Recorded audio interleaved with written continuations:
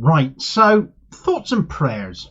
It's the immediate reaction to a politician offering condolences to families who have lost loved ones through some heinous act or another, but lacking sincerity with it. Very much a statement of, I'm sorry for your loss, but I'm only saying so because I have to, not because I mean it. When it comes to British citizens being killed in the line of duty, putting their lives on the line for others, making the ultimate sacrifice, as it were, doing what they love and making a difference, the sort of thing most of our politicians would never do, never dream of, their aspirations being far more concerned with money and power and how to get them. I'm not sure many of them could even comprehend such selflessness. Yesterday brought the news of an attack on World Central Kitchen aid workers in Gaza. Among the 7 killed were 3 Britons. Now, I put out a video on this yesterday, and at the time of writing, neither main party had responded to it. But around the time the video went out, some responses had come in. But in the case of Keir Starmer, he opted for one of those thoughts and prayers statements. It was so pathetic as to be offensive to a great many people. It means nothing when it's not backed up by any intent to have words with Israel, and given how much he owes to the Israel lobby, not to mention the rest of his party, it means he probably can't. And if that's the case now, that's going to be the case too if he gets into power. Right, so big story from yesterday, and rightfully so, given that 3 Britons were killed by the IDF trying to deliver aid in Gaza, despite the Israeli authorities apparently being aware of their movements. I covered the story yesterday as far as details were available at that point, but since then it's become known that the 7 people killed were travelling in 3 vehicles, and each of them had been targeted in turn, meaning this was no accident but a deliberate act of violence against aid workers protected under international law. The first vehicle was hit and people apparently fled that car, got into the one behind before that was hit. A third vehicle a kilometre behind was then hit as well. Far be it from me to ever want to give a media wombat like Richard Madeley on Good Morning Britain props for anything, given his gaffe-prone idiocy most of the time, but I can't fault his description of this today as an execution, because I completely agree with that. Israel has made no effort to ensure aid gets through as ordered of it, has left its settlers to block road deliveries, and now that aid is beginning to get in by sea, as this aid here had done, those attempting to now deliver that get killed.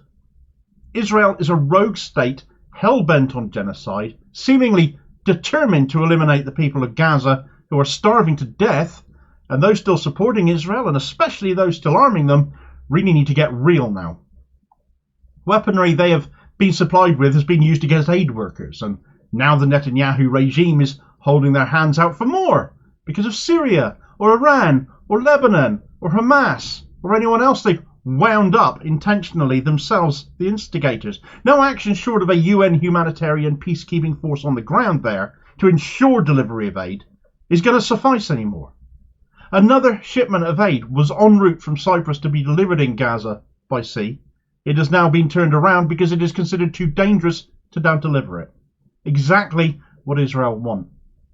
But with 3 of our people killed in Gaza now, people working with World Central Kitchen, nothing to do with Hamas, just delivering aid, we should expect nothing less than a full-throated, full-forced condemnation from our politicians over this, because these are our people, yes, and they should matter more to them than any diplomatic ties to Israel, surely. Israel must be held accountable for these deaths. We must all agree on that. Come on, surely. Well, this is the statement put out by Keir Starmer, finally, late yesterday afternoon. Reports of the deaths of British nationals, amongst others from the World Central Kitchen, in an Israeli strike on Gaza are horrifying. Our thoughts are with the families of those killed. We condemn this strike. There must be a full investigation, and those responsible must be held to account. Humanitarian workers put their lives in danger to serve others. Their deaths are outrageous and unacceptable, and it is not the first time aid workers have come under fire in Israel's campaign. International law must be upheld and humanitarian workers must be protected so that they can deliver the aid that is so desperately needed. This war must stop now. Far too many innocent people have died in this conflict and more than 1 million are facing starvation. Labour repeats our call for an immediate ceasefire, the immediate release of all hostages and full humanitarian access to Gaza. He makes me want to vomit. His Labour have screwed up not 1 but 2 attempts at passing a meaningful ceasefire resolution in Parliament. Once in November, an SNP amendment, and again last month on an SNP opposition day. All he has said there is rote repetition of everything else he's already said and didn't mean at one point or another. Yet his actions say that he does not mean them, because his actions do not back up his words. Too many innocent lives have been lost while Starmer quibbled about not ceasefires but humanitarian pauses, and Israel's right to defend itself. An investigation is needed, but an independent UN-backed one. This vagary isn't good enough. Just yesterday we had to put up with the spectacle of Pat McFadden, a Starmer loyalist, joking, grinning about pretending to not remember a question put to him by Kay Burley about Labour being happy to keep on supplying arms to Israel. All this before much of the detail of this latest atrocity came out. And he made excuses to say Israel are not under boycott. They are allies. There's no reason to stop supplying arms to them. There was reason then. There is now one more reason. And it is pathetic that this line is still being trotted out. The responses to this weakness are in no small part drawing attention to the fact Starmer owes so much to Israel and to the Israel lobby. He has suspended or expelled members of the Labour Party for anti-Semitism when, in too many cases, and particularly when it comes to the expulsion of so many Jewish members of the Labour Party, more of whom have been booted out of Labour under Starmer than any other Labour leader, comes down to being because they dared be critical of Israel.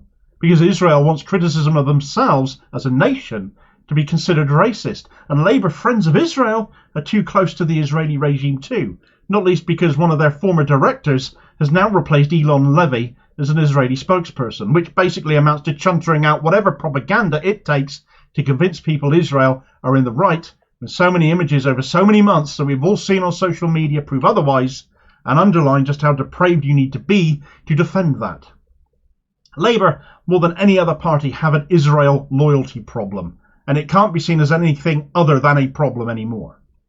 Other responses to this weakling post of Starmer's include blood not being able to be washed from his hands, that if this was Russia, he'd be condemning them on every news channel in a fake show of strength when clearly he hasn't got any, hiding behind a statement when it comes to Israel, nowhere to be seen on TV. Others have picked up on his use of the word deaths when it came to these British nationals, as if it happened by some natural cause, rather than use the word killed, which already we know to be the truth of the matter. Where was Starmer before when he wanted to talk about victims' families, saying he didn't want a ceasefire at that point? Let's not forget Starmer still also hasn't apologised for backing Israel to commit war crimes, saying they had the right to cut off food and water and fuel. Words like that, you can argue, embolden those with genocidal intent. Why won't he say sorry for those words? Why does he deny instead that he ever said them, especially when it's all on film? What makes this reflect even worse on Starmer is that even the Tories have made a better fist of their response. Not that that is saying a lot. I'm not talking about Sunak here either, who also went down the thoughts and prayers route. Literally the PM who has it within his power to do something meaningful about this and change the UK's position when it comes to Israel. Starmer isn't in that position, although disbanding Labour Friends of Israel would be a good start. What am I saying? David Cameron, though, did at least do something, contacting his Israeli opposite number. Apparently he did also drag the Israeli ambassador in, so I'm told, although other sources are saying Sunak did this. Neither of them, though, sadly did what they needed to do, should have done, which was to put her on a plane back to Israel. Caveat I'd put on all of this, though, is Tories being honest is not something I'll ever take at face value, and with Cameron's background in PR, no matter what he's saying he's been doing on Twitter, he knows what to say and when to say it and how to say it, even if it might just be a lot of hot air. But if Labour weren't so beholden to Israel, this is an open goal for them right now. Just come out with a line on "We believe in upholding international humanitarian law." Arms being sold by the UK are being used in a way that contravenes international law, and so on that basis they should no longer be sold to that country. For all we know, after all, it is our own arms that we sold to Israel that we used to kill our people.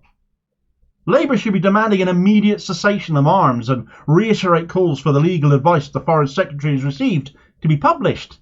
Instead, they are equally as weak and complicit. So what of your party then, Damo? What are the Greens, perhaps you're saying? What have they said about all of this? Well, the Green Party didn't wait for this latest atrocity to happen before issuing a statement on all of this. And the Green Party co-leader Carla Denyer issued such a statement following the UN Security Council ceasefire vote last week. And the Greens' position is a very clear one. The Green Party has been calling for a ceasefire since last October, so this vote is hugely welcome if long overdue. With Israel's greatest ally, the United States, abstaining, the Netanyahu regime is more isolated than ever, and rightly so. This Security Council resolution comes too late for hundreds of thousands of people who have seen their families and friends killed, maimed, or seriously injured, and their homes, hospitals, and schools destroyed. Nonetheless, it ramps up international pressure on Israel to end its deadly assault on Gaza. However, Netanyahu is not listening. The attacks continue. The UK government must now further pressurise the Netanyahu regime by immediately suspending export licences for arms to Israel. The Green Party also calls for further leverage through boycotts, divestment and sanctions. This means withdrawing all public money from funds with investments in Israel and suspending beneficial trade arrangements with the country. Only a full bilateral ceasefire and release of all hostages can stop more people dying. Israel must immediately stop blocking humanitarian aid to Gaza, where their blockade on aid is causing famine and intolerable suffering. And only a ceasefire can allow talks to begin on the long-term political solutions that will bring peace and security to everyone in the region.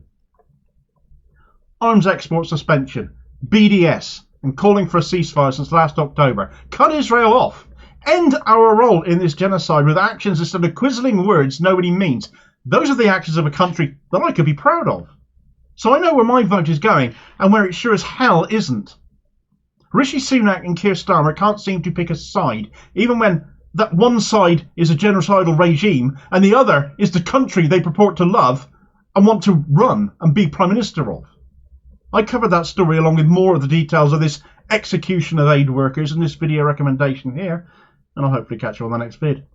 Cheers folks.